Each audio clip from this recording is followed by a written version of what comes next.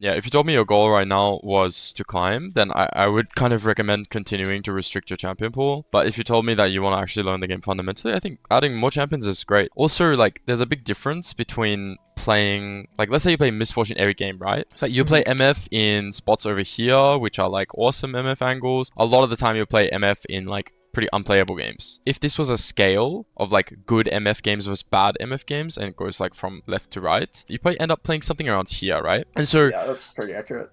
like what you can end up doing is like, let's say you're playing a champion like I don't know, like let's just say Ezreal, let's say Varus for a better example, because you said it's strong with Terminus right now. I haven't been playing, so I'm not 100% sure, but sounds like it makes sense, right? And let's say there's a scale here. If Varus is good with items and you have now the ability to pick either MF or Varus, you probably get Varus in a slightly better spot, right? You end up getting Varus in slightly better game states, and then on top of that, the champion's also OP. So you kind of end up more here, and like this delta can be your skill level. So even if you're a worse Varus player, if you're picking a good spot, you can still get rewarded. Does that make sense? So what's important is trying to learn the champion's identity in a good spot in the game so that you don't have to be a mechanical freak when you're playing it. So from my side, it's completely fine to experiment, but I would try to experiment in spots where it makes sense.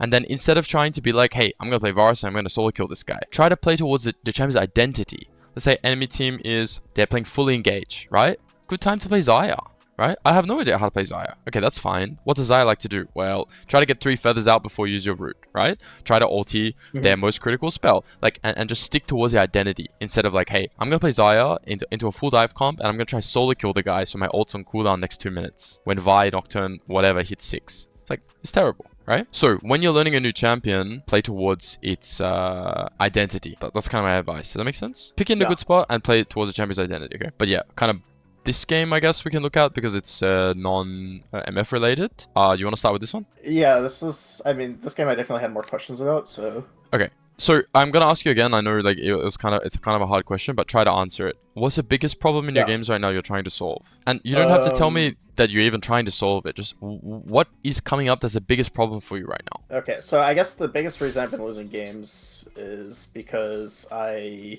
am way too focused on the lane dynamics and I disregard the jungler or I miss something on the minimap. That's probably the biggest reason I lose games at the moment. Okay. Is that a problem? I don't think so because it's not what I'm focusing on. Okay. So then it's like, you know, it's a problem maybe, but it's not something you're trying to solve right now. Yeah. Because that's kind of how I think about it. Yeah, okay, sure. So what's your next so you're trying to work on has been mostly I've been mostly focused on lane dynamics, kind of like I was saying. Okay. What's the biggest problem within your lane dynamics that you're trying to solve? I don't take into account all the spells that are used very well. So, like this game, for example, there will be a fight at some point that's like my Lulu polymorphs the Senna, and I just don't notice. I keep trading, and then it's like, oh, Corki is now Valking on my head, and I'm dead. Okay, so I'll ask 2 more questions. The first one is, what would you do, right? What would you do if you were coaching someone, let's say a player that's lower rated than you in skill or just plays less league or whatever? How would you teach them to solve that problem that you just described? Yeah, because from my side, it's a mental stack problem. Your concentration is somewhere, and unfortunately, it's not on the spell usage. How do I say this? I mean, it definitely is a mental stack problem because I am focused on doing something else, and I'm like, oh, is this a good trade? Is this like a good time to fight? Like, where was enemy jungle? Where was enemy mid? What spells do they have? And then it's like, I just don't pay attention to what my support's doing rather than, you know, like I'm too focused on the enemy champs. Right. So I don't have a great answer to your question, I think. Okay, so you wouldn't know how to teach it to someone who's like a much worse player than you. Yeah, I mean, okay, that's I guess fine. All I would say is like focus on it, you know. And yeah, it's a classic. It's just not great advice. Make a mistake at school or whatever in an exam, so you just do better, bro. Okay. Yeah. Okay, so from my side, like, it's not like an intelligence issue or something like this. It's probably just a concentration thing. Before you're saying, hey, you know, I'm dying to the enemy jungle, dying to jungle or mid, roam, whatever you were saying, okay? But you say that you don't care. right? It's fine right now because you're working on lane phase, lane dynamics, Yeah. I think you said. Now you have like cut out a big piece of the pie of your concentration and you're putting it all into lane dynamics. Okay, so you had this extra mental space, which was, hey, what's happening in mid jungle? Where do I drop my wards? When should I base? All of these things. You now gained, you know, a sliver of extra pie. And what are you using this extra mental stack on? Mostly my big thing recently has been focusing on spell usage and wave control. Okay, can you be a bit more That's specific kind of where about it's been spell going. usage? Like, what do you mean by that? For example, with Yunara, I definitely use my W way too much. Okay. I know that this is something you've talked about with other people, but I kind of treat it as a poke ability when I don't think it is. It's usually better for sustaining all-ins. Okay, I agree. Have you ever played chess? Player, for instance? Yes, I like chess quite a bit. Are you good at chess? I think I'm decent. I was like Okay. 800. Yeah, I have no idea actually how to play chess. It's crazy. I'm trying to use a chess analogy when I don't know how to play chess. I mean, I know a little bit. I know what the pieces do, but from my side, Yunara's W is a checkmating tool. It's not something where you don't want to trade pieces. You want to hold it for the final move, you know? Like my understanding of chess in you know, when at the end of the game, when you're like in a winning state and you're trying to like checkmate them, it's like this slow grind of like moving pieces together until like basically they can't move anywhere, right? That's the point. I want you to try to see spells like Yunara W. I'm trying to think of another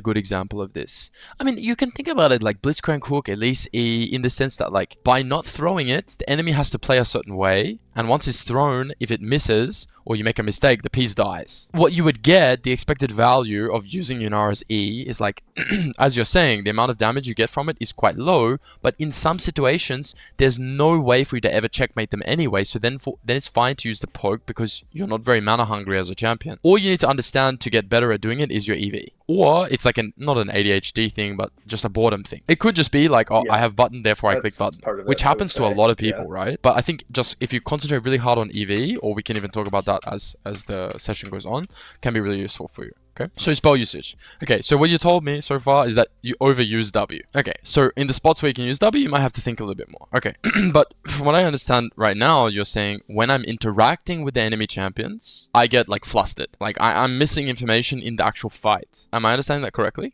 Yeah, I mean, it's something like I'll be like trying to focus on my spell usage. I'll be focusing on my damage a bit, and I kind of won't pay attention to half the fight, you know? So it's a problem. Okay, I want to give you an analogy, and I actually think this is really good right now. I'm very proud of this one, so hopefully it comes out as I would like. Did you ever do track and field when you were younger? A little bit. Okay, so you're like one of the fastest runners in your school, okay? And you're running against another guy, okay? And the whole fucking crowd's watching. Everyone's here. Woohoo! Everyone's cheering, right? Okay, now you're running here, right? You're playing a 2v2, whatever you want to call it, right? And the other guy's very close to you, right? Let's call it a close all-in. Right?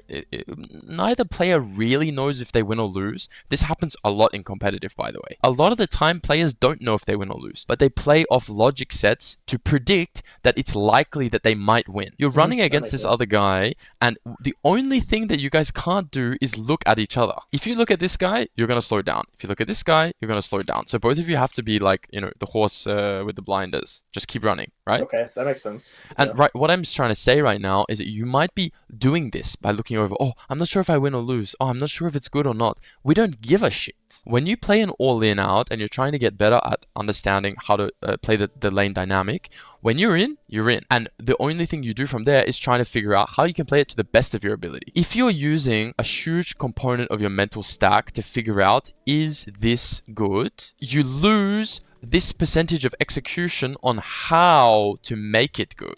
Does that make sense? There's no point analyzing if it's a good or bad play if you can't execute it. So what I would suggest to you is start with the whole entire pie on how to play this good. Not if it's good or not. Not if the decision is good or not. Just how do I play it good? Because you see a lot of players make terrible decisions, but they play it mechanically perfectly. And then it's like, well, this is easy to coach you, because your decision sucked. And I can just teach you how to make better decisions. But I could teach you how to make the perfect decisions. If you can't execute, I can't help you. I can't take the keyboard and mouse for you. So my hypothesis is that you spend a lot of your mental stack on figuring out as the trade is continuing, should I exit, should I not? But just let it ride out. Be willing to gamble 10, 20, 50 games on learning how to play mechanically. That's fine. Just look at the details. Hey, Senna wasted W before and they have no heal. Okay, so if Lulu hits Q and you see that trigger, if X then Y, the conditional statement,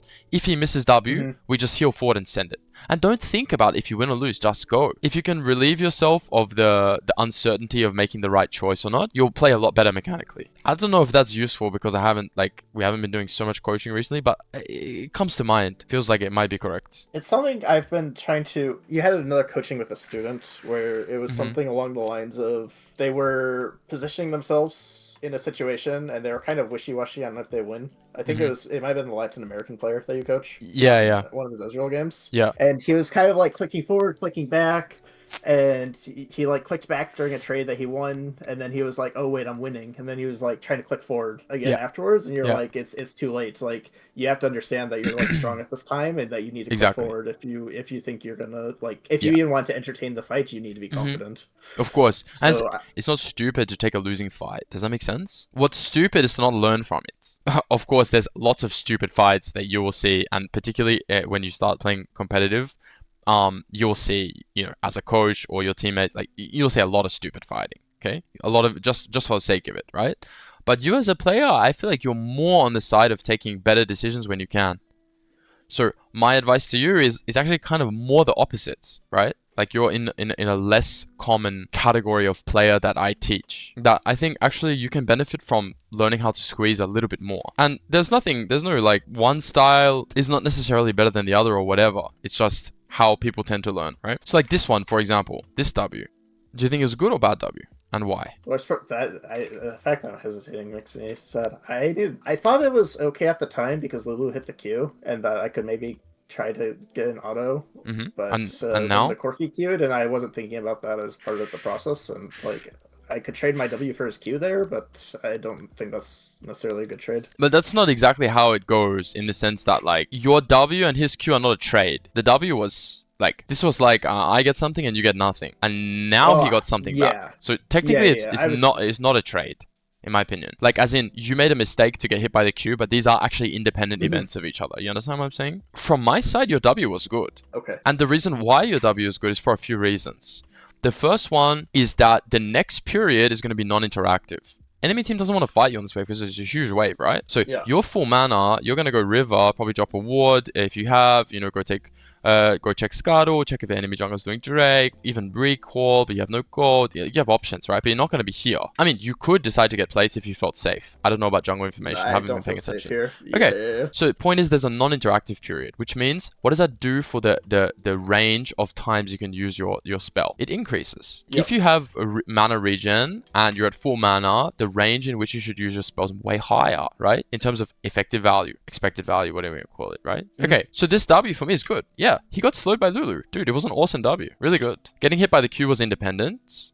But now I want you to see that right now, there's no interaction anymore. And your W is back up. It was a good W. So from what I've seen so far, I wanted to praise you. I thought it was a good W. It made a lot of sense to me. So let's see if we can find a W that doesn't make sense, right? I should click forward to bait out the Quirky Q though, right? And then click back. You can't. You mean back here? Sure. Why not? Okay.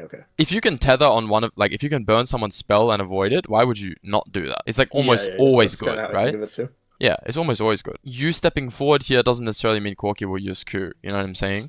But you can incentivize him to make a certain decision. It's called priming. Okay, so from my side right now, what do you want here? I didn't know what to do with this wave. Okay. I didn't know how to farm it. I didn't know how to farm it safely. I kind of wanted to just sit in the bush and try to last with the creeps, but Lulu was kind of far away, so I wasn't sure if I should give more space, if I should just farm with W. I thought my items were better than his, but I'm down a level. So yeah, down a level. It's kind of annoying. Yeah. Okay, so from my side, things that are worth considering. What do you see right now? Well, you have a pink ward here, and you just pop the vision coin here, okay? So you guys effectively in Bod River have God vision, I would say. Okay. Relative to theirs, okay? I kind of agree. Yeah. Okay, so relative to theirs, you have God vision, okay? So I'm not sure how I'm going to do this comparison, but let's just keep this in mind, okay? So you guys have better vision, which means when you click back like this, what are you incentivizing to Corki? Well, it reads in a few different ways. The first one is this is bait, or the second one is you're weak. And in my opinion, neither of these are good outcomes for you. If you signal to him that he's weak, he will take space. If you signal to him that you're playing to bait, you'd want someone else around. No one's around. Do you understand what I'm saying? So your body language here could be very different. Now, you might say, hey, even if my body language is aggressive, or that that maybe my jungle's here, maybe the enemy team doesn't care. And maybe that's very, very, very accurate in master tier games. But it's something that you can at least sniff out. You can be here clicking and see if Corki just V-lines too. Okay, sure, you have to click back. That's fine. Or maybe you can W him or whatever. But from my side, what's important is imagine that you egoed a little bit, right? And you see that Corki is actually not 100% sure if Jarvan's here or not. You might get access to this wave first. And if you get access to this wave first, it means you're higher on your Q stacks, which means that the EV of the trade goes up. What's important is not the little wiggle here. That's not what I'm trying to say. It's that the enemy team lacks information and you could have exploited them here, even though you're weaker. Okay. Does that make sense? Do you think I should click up towards Lulu, or should I be clicking towards the wave? Because here I'm like really scared of getting 2v1'd. Stay outside of their engage range, okay? We don't know what vision they have right now, so if they have a ward in try, you could get exploited. That's correct, right? When Lulu comes back and she's ready to play, you can be potentially chatting, right? Which is kind of what you're doing. Maybe you're a little bit too respectful here. Yeah, I just didn't know how to get to Lulu in a way that made sense to me, I guess. It's fine. Again, the reason I'm explaining is not so much for, hey, in this game, you have this decision. It's just, enemy team lacks information. Can you exploit them? If the answer is yes, go for it. This is now like a discipline thing. Because it's like, hey, you knew before here, you didn't want to fight them, right? You're like, shit, these guys are a bit strong. So the worst case for you is that you get zoned some minions, right? So try to stand in a position that allows you to W the minion, right? Or alternatively, be willing to short trade with Corki so the wave starts pushing too. Those are your two options, okay? Now, if you take the short trade against Corki, it's very losing for you, right? Because you're an extender it's pretty bad. Versus a champion that's, Corki is pretty binary, right? This difference is probably at the max it could possibly be in terms of power versus time, right? Yeah. So you don't want to take that trade. Okay, so what are your options? Well, your option then is to just W last it while it pushes towards you, right? Would it be better to try to short trade a Senna, or...? Basically, you can't, to be honest. Short trader. Yeah, you don't really want to. The only thing, but you're willing to take a mini trade if the wave starts pushing too faster. Now, the timer in which Senna and Corki die is when? When I can get an extended all-in. Yeah, so level 6, right? Sounds good to me. Yeah, level 6 sounds good. Level 6 with Jarvan Galio, Lulu ulti, your ulti plus heal. Like, I think someone dies, no? With Kraken. Yeah, I completely agree. Yeah, so until then, you'd be completely fine maxing out your economy. Do you see how I'm modeling it? I'm not saying give them space and roll over. I'm saying this is the timer where aggressive decisions will have better payouts. Can I ask what you would have done here? Because this was one of the points in the game that I did want to talk about, because I wasn't super sure how to, even realistically get XP. Like, it felt like Corki could just sit in the bush since I have no ward, and I can never even, I can't short trade with him, even with Lulu E. It feels like... I feel like I gave too much space in the lane, and it makes it hard. You're a tourist, okay? And you're in, I don't know, pick a country. What's a hot country that you've been to that you liked? Sweden. Sweden is a hot country? Capachungus Deluxe on a horse, bro. That type of hot? Okay, yeah, temperature, thinking yeah. I don't know what type of hot you were thinking about there, but let's continue. Let's say Spain, okay? I don't know if you've been to Spain before. Okay, let's say Spain. It's mega hot, okay? You're at a tourist attraction. You're at a museum. It's mega hot. Everyone inside there, it's super stuffy. No AC. It's disgusting, okay? And you're very thirsty. You're very, very thirsty. Okay, but a bottle of water is €5, which is ridiculous, right? It's like 10x market price. Okay, now you have to figure out how long is it going to take me to leave? How long do I want to keep looking at the paintings and then leave and then find a bottle of water? Is it worth suffering for X to get a 10x payout? You understand how I'm saying? How I'm modeling this? We're always making these trade-offs. Is it worth waiting? And some people's families or their personal situations, maybe they have the choice. Oh, I could pay for this bottle of water, but I don't want to. Or other people are like, I can't pay for this bottle of water, so I have to suffer, right? Like it's normal, right? And the point for me that I'm trying to make is like, how long are you willing to wait before you start getting paid, right? Like, what are you actually gonna lose? Okay, you're gonna be thirsty for, I don't know, 3 minions. We can then go backwards from there and figure out, okay, so could we lose less? And in my opinion, clearly, yes. So here, right? You're talking about. Do you understand the analogy of what I'm trying to say? Like you're itching to do something now when the best response for you is to do nothing. It's okay to drop some minions. Yeah, no, I was just thinking. Yeah, like as I in, mean, do you know EXP range as well? By the way. it's usually say it's like max range Versky. Correct. Well, you're a student of the game. So from my side, max range Varus Q kills these minions, right? Right now. Yeah, it does. Okay. From here, max range Varus kills this minion or not? That minion is probably just outside range. I'm pretty sure it's in range, but at least we're having a discussion here. It's very close. Okay, yeah, okay? yeah. So you're in EXP range. Not only are you in EXP range, enemy bot lane does not have vision. So if you're off vision here, if you stand here, what is the highest likelihood that Senna does? You think she walks here and tries to zone you when she has no vision in river? No. Of course not. She goes to clear, which means when she goes to clear this ward, what do you get? You get the yum yums. You get three little yum yums. You might even get the goal. But instead, you show your body position here and you try to access away from bot side. You miss the minion and then you start auto trading just because you're bored. You knew before it was bad. And the only reason you decide to trade here is for the minion dying. Your tool to CS the minion missed. It's still not your minion, by the way. It's still not your time to step. Nothing changed. So from my side, you should be completely chill just dropping a minion or two. Because now you lost one minion for it, which you didn't even need to miss. And now your lane state's over. So this is game ending. This trade here is game ending in a challenger game. No, I agree. I think this is...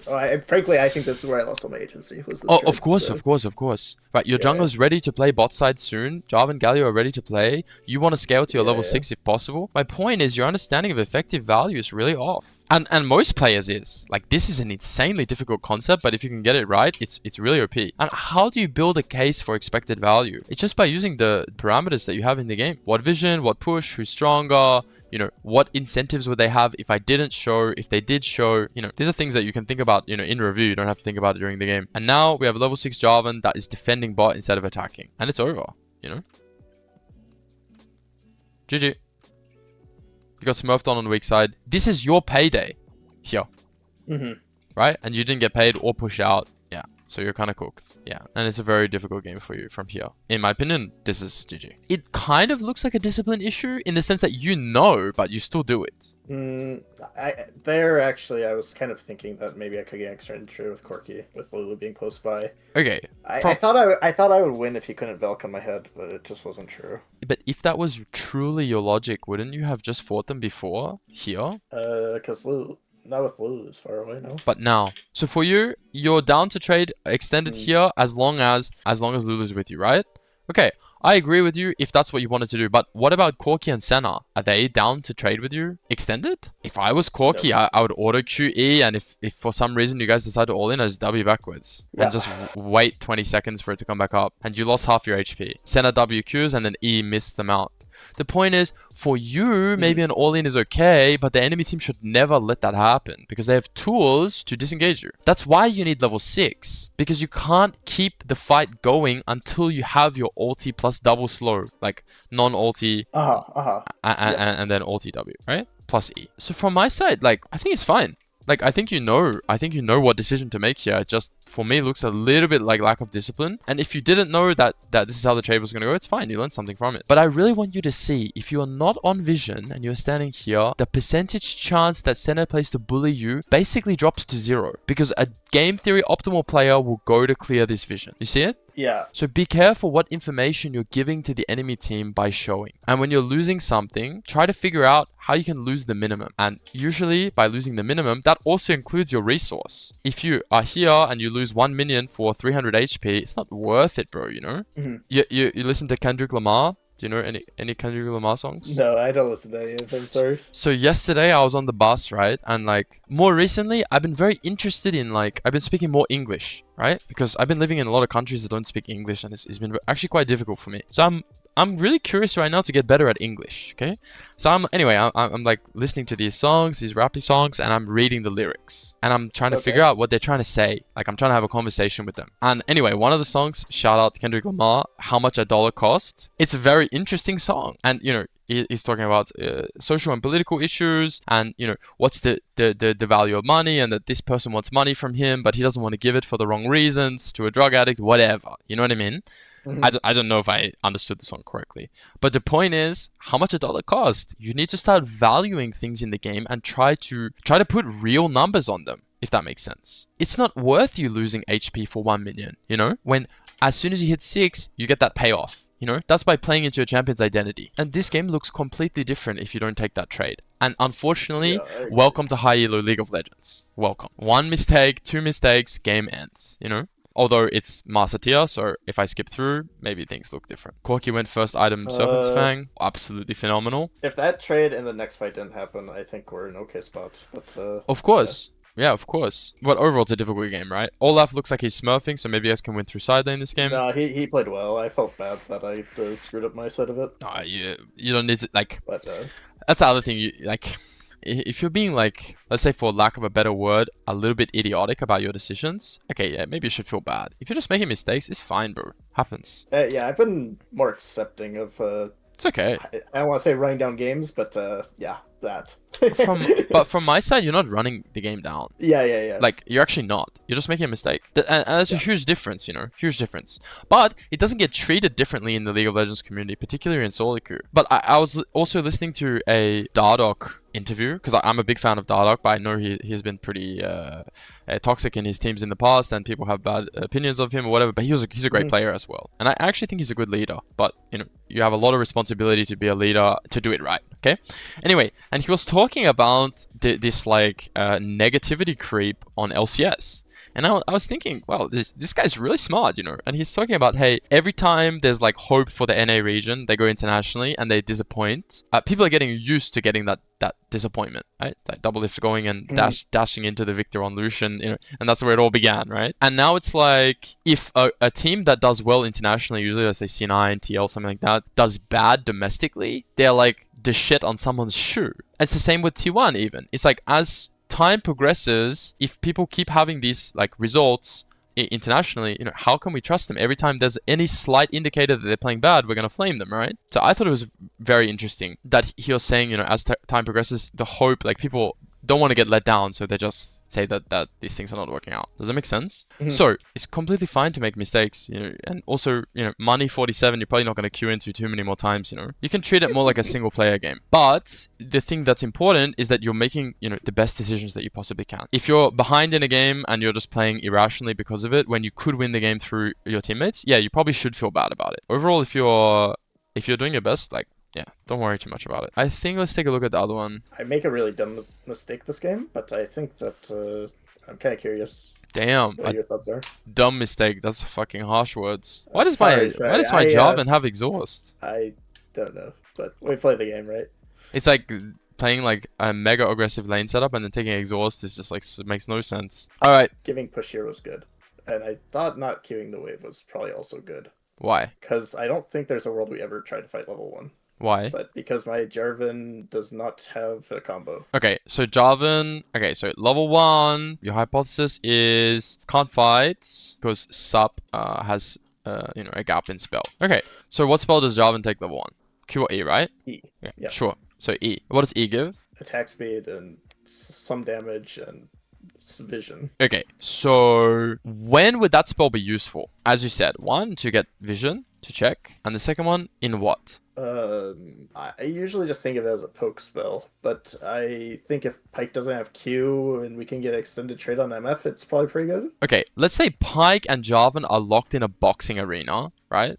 And there's nowhere for them to move. Jarvan E looks a lot more OP, no? Because the guy has, you know, plus percentage attack speed. So he gets perfect value from it because the other guy can't run away, right? So Jarvan is really OP level 1 in situations where he can actually auto. That's my point. So melee, all in. Maybe it's not as OP as like a Leona or something like this, but he's not bad, right? And he gives you attack speed too. You don't think Pyke can just walk past our wave and... Right now, I'm not talking about Pyke. I'm talking purely about Jarvan. Okay. We're trying to go through the strength of Jarvan as a concept. But Pyke is coming, okay? But you agree with me on this, right? I'm just trying to start from first principles. Yeah, that makes sense. Okay, so the closer range someone is as Jarvan, the stronger that his level 1 might be. Okay, so getting in range is a little bit difficult sometimes because you're playing against a champion that has a higher engage range and also a champion that doesn't really want to stay in range. Okay, so MF, though, as a champion, wants Q, AA, right? Like, to get Yeah. her PTA. It's kind of her bread and butter trade, and Pyke's just, Q either hits or it doesn't, right? Hits or it doesn't. And this guy is good in extension if he's in range, and you're good in extension if you have stacks. The reason why I'm pointing all this out is because the modeling is important.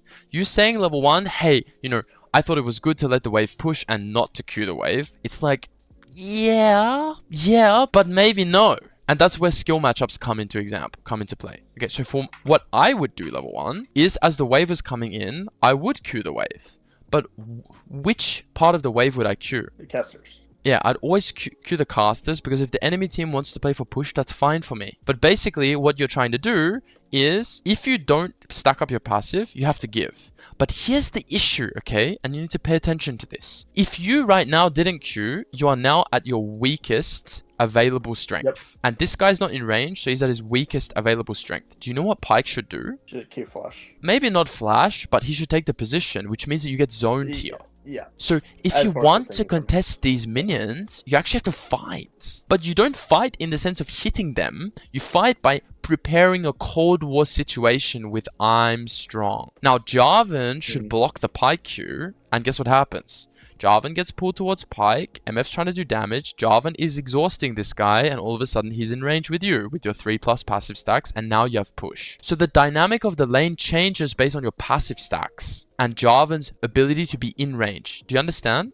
Do you think Jarvan can extend past Hellblade's Ignite with MF auto Q? Okay. I feel like he's why is that your question? Because let's say that the answer is yes, right? Let's do the logic on both sides. Can Jarvan extend? No, he can't. But he's gonna get this much HP off, and he's going to lose this much HP, and then lane continues. Who has the prio then? You do. And if you have the push, who gets access to level 2 first? You guys do. So extension's not really what matters in the sense of life or death. The point is, can you access the wave safely? And after Pyke uses Q, the answer is yes. Do you get my point? Kind of. I just don't see a world MF's ever in range for him to do damage to her, I guess. I don't think Jarvan can really move past the casters in this lane on our side. Okay, so you're building strength, right? You're building strength, and Pyke's trying to pressure you. So once you get 3+ passive stacks, you're well ready to fight. Jarvan as a champion is not very useful unless he's in range. We're on the same page. Yep. Now, if Pyke hooks Jarvan, Pyke is now out of spells, and Jarvan will be in range to potentially exhaust or fight MF. In the worst case ever, Jarvan gets nothing off except his E, and he loses this much HP. But during that period of time, you should be retaliating. MF's out of spells, Pyke's out of spells. Beat them up. Now, Jarvan lost this much HP, but you have access to level 2 first. Can you see this all from the simulation? So Jarvan is trading HP for you guys to get access to the wave. Yeah, I see that part. I don't feel like we get... I guess if the casters have had 2 or 3 Qs on them, we probably do get 2 first. It's not about that. No. It's not about the damage on the minions. It's that they have no spells and your passive is ramping. Imagine that you don't have a huge access like on the wave. Let's say that the enemy team MF is even up 2 orders on the wave of you, right? But you're getting to 4+ passive stacks. The 2 orders gets equalized super easy with 5 passive stacks plus Q. And if they decide to keep playing for it to get level 2, even if you get level 2, like 1 second later, you can still win the all-in. These champions are not good at lethaling. They need 1 or 2 hooks to, or like maybe even 3 hooks to hit before someone actually dies. You see it? Yeah, that's fair. I see that part, yeah. The reason I point all of this out is I'm not telling you that you should necessarily fight them level 1. The correct decision for me is to build strength. Because if you don't, you get zoned. And you'll see the best top Korean challenger lane, they'll zone you level 1. You have to fight. And you'll figure that out once you play against, really, really top players and you have a really, really top support. You'll just realize if I don't set up for a nuclear bunker situation, I'm just going to get zoned. And then you'll figure out, is it worth it? And a lot of players will figure out, no, it's not. And that's why, skill matchups exist. Because at certain breakpoints, different players decide it's not worth to be passive. The only thing that's important is to understand, is this worth it for me? And by giving, one strategy for you is to completely give. That's fine. But when you tell me I think it's good, you need to tell me why. And we need to go through that whole logic set. The reason this worked out is because Pyke is not playing well. You should have lost something. You could have got zoned experience. Or maybe Pyke could have stood in front of a minion, taken a Q, whatever, and you lose some EXP. Whatever, But giving push is completely fine. It's just not optimal. And what I care about is you understanding how we got to the conclusion that it's not optimal. Yeah, I still just think it's really hard to get push-ins or to take space in this lane. It is hard. It is hard. It's definitely difficult. But in my opinion, it's still correct. Can I ask at what point or where I should have been standing level 1 before the wave came in then? Should I be Sure. standing towards the river? Should I be... So your question right now is where should I stand level 1? And there's a very, very simple solution. What do you need to avoid? Pike hook. Okay, so wherever Pike can be, respect his hook location. If he took this bush So level should I be where 1, Jarvan is? in my opinion, you have the answer to the question. Anywhere that you cannot get hooked by Pike. And if you're saying, hey, I don't know where that is, we can run the analysis. If this bush is dangerous, don't stand there. If this bush is dangerous, don't stand here. If this bush is dangerous, don't stand here. Or maybe even further. Okay. Could even be like this line. Anywhere here is good. And if this bush is dark, you know, don't stand here. So there's like kind of this like Bermuda Triangle of like riskiness. The only thing you need to model is if I get Pike hooked, I'm gonna get auto queued by MF, she's gonna run away, and my lane's over. You cannot get hooked. Yep. Right? I agree. And if you see Pike looking to potentially you know, flash hook you, you're probably supposed to flash unless you have passive stacks. And if you want to be really insane, you could probably even flash forward. Okay. You get the point. The point is no, I see it. I see ramp it. your That I passive see. while respecting Pike. And if Pike decides to send it before you get passive, try to respect it. And if you get enough passive stacks, look to all in. And you will stomp this misfortune, by the way. But anyway, all good, right? Like you're full HP, you lost a couple minions, but it's not the end of the world. The important part, again, is are you able to process the information? Because you're going to play a new matchup next game. Next time it's going to be Pantheon versus Ramos Soup, you know? So the modeling is what's important. I saw that cannon, by the way. I was hoping that you skipped past it. I saw that cannon, by the way. Okay, so now you want to fight, right? Yeah. What's the problem? Well, I know what the problem ends up being. There are junglers here. From my side, Graves being here is completely irrelevant to the point. Okay. Then let's look, right? Okay, so you gave push on the early game, right? So what does that mean? When you drop push, right? What happens when the wave crashes? It kind of stacks up, right? Here. And then you get the bounce. And on the bounce, usually the team that has suffered in the early game getting pushed in has a window of level 3 versus level 2. Okay, so yeah, we kind of missed that window, but now at least we're 3 versus 3 and we're even in resource. Okay, but the big thing that we were saying in the early game is that you don't want to contest the early lane because you don't have passive stacks, right? Pike can pressure you before you get stacks. So look, you have 3 stacks, you drop your stacks, you try to all in with no stacks, you literally start an all in, like you're melee ranging, tethering this guy with, now you get 2.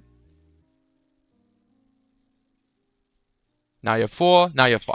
So you got at 317, you hit Exodia. But you should have been at Exodia well before. You could have maintained it from here if you wanted, right? And if they decided to respect, they would lose some minions. And you'd get the slow push and you'd get to base. If you want to fight with them, use your ramping. It's like right now, watching this, by the way, is like a Draven fighting with no access. Yeah, it just makes no sense, right? It's not quite that bad because Draven is completely useless, but yeah. Even if Graves was here, if you guys were able to play this situation out differently and you started at 5 stacks, you actually might even 3v2 them. If I had 5 stacks here, I killed them both. Yeah, I agree. Maybe you kill both and you die to Graves. It is what it is, you know? It is what it is. Yeah, it's much better than what it was, though. Yeah, the point is... I mean, at least they pushed the wave instead of jailing me there forever. Yeah, it's a champion identity thing. When I have the stacks, I'm strong. And now, it's a skill matchup. You guys got behind and you're kind of cooked. You're kind of cooked. Yeah. Right? Like, we can look through. GG. Game's over. It's not over, but you lost all your agency. No, I agree. So, what's important is the level 1 model and try to go really deep with it, just like we did there. Yeah, do you think I'm expected to get pushed in this lane? Or... Again, no. Stop trying to generalize it and put it into a rule. Look at the details. If you get enough passive stacks and Pike hooks Jarvan and MF gets exhausted, MF will lose the trade hard. And if MF loses the trade hard, she doesn't get access to bully you through the wave. Therefore, you have push. If you start getting stacks level 1 and Pike plays like a complete psycho and you lose your stacks, or you're the one that gets hooked, you will lose push and you might even get dope. So it's a volatile matchup. But what I'm trying to show you is the details in which you should make what decision. You want to get your passive stacked. That's your goal. And once you hit, 3 or 4, you're allowed to fight. Jarvan E level 1 with exhaust and you have 5 passive stacks plus lethal tempo, you're gonna mog them. I agree. That's really important because this is gonna change your League of Legends life if you can understand this. Because now it's like, if X then Y, I understand the full logic set and now I can be a scientist. I can run my experiments. But if it's like, oh, level 1, they're stronger than me, therefore I don't fight, it's like, yeah, but no, not exactly. And that nuance is really the difference between really, really, really insane players and fine players. because a lot of players can learn algorithms, but if you can understand, you know, what makes the swing tip or whatever it's called, the seesaw, you know, that thing like this, what makes it go one way or the other, it's really, you know, it's life-changing in game. Okay. Yeah, I mean, that's what I've been trying to figure out. Yeah, That's actually a really good analogy for what I've been trying to figure out. Of course, and that takes like time, and it's extremely difficult. So there's that, and then the other part of this situation is just the passive. Like, it's the strength of Ezreal. Make sure you're playing towards your champion strength. Same as the Yunara. Yeah. When you get level 6 with Lulu plus Jarvan and Galio, like, come on. Let's kill him. Before that, maybe the EV on fighting or trading heavy is lower. Maybe the EV on giving minions is higher. All right. Can I ask a hypothetical on this game? If you'd like to. So we've done a lot of coaching directed towards Misfortune in particular, right? And a few of those coaching sessions, it was kind of about like, okay, I kind of overpush the wave, or I contest the wave a little bit too much level 1 when I am the weaker party in the lane, or, you know, the enemy has better access to push, or they have better support matchup. And so, like, that's something I was thinking about, or I have been thinking about a lot, kind of going into my games. Not overpushing? Because, yeah. So I understand that I want to queue the backline in this game because I don't want to overpush while building a passive stack so that I can be strong, right? That's kind of the thought process behind it. The reason why, let me just be ultra clear here, is that if you hit the melees and Pyke decides to zone you, you can lose experience. But if you hit the range and Pyke decides to zone you, now you can ego Pyke, and if it goes wrong, you're not going to lose experience. Okay, so I guess my hypothetical in this case is if I'm playing a champ that can't ramp by hitting the wave like Ezreal here. It's a completely different situation. Or if I'm playing like Yunara here. It's completely different. Like, Yunara is the same as Ezreal, by the way. Do I hit the front cast? Probably not. Like... Probably not, because your all-in takes too long. Like, you can't get it from range, right? Like, you have to be in range for Pyke's hook to get your strength, and also on top of that, you have to opt into the melees or a champion. You can't access the backline. Okay. And if I'm playing MF, it's probably similar. Well, MF is completely different because MF doesn't want to extend. Yes, exactly. So if you don't have access to the wave level 1, yeah, you kind of have to AFK. Okay, thank you. That but if you're playing MF in a matchup where you have to AFK level 1, it's like maybe you blinded MF and enemy went like Ezreal Karma and you have something useless, or Jhin Karma, or you're playing against Draven Pyke and you have something not that useful. Something like this, I guess. And in those cases, again, same thing is just let the wave come to you. That's fine, right? But a lot of the time, those are not skill matchups. They're not. Those are like just textbook matchups. Textbook in the sense that there's a very obvious winner and loser, you know? Yes. A super jack guy fighting a skinny guy, you know? When you're playing this matchup, for example, like you're the skinny guy initially, but you have like a nuclear bomb strapped to you. And it's like, hey guys, do you see the timer, right? Everyone sees the timer, everyone knows the timer, and it's getting closer to doomsday, you know? And now it's a race between, can I push this guy off before he detonates? And that's the skill. Right? That's the skill expression. Okay. Cool. I understand better. Thank you. Yeah, of course. Good questions, as usual.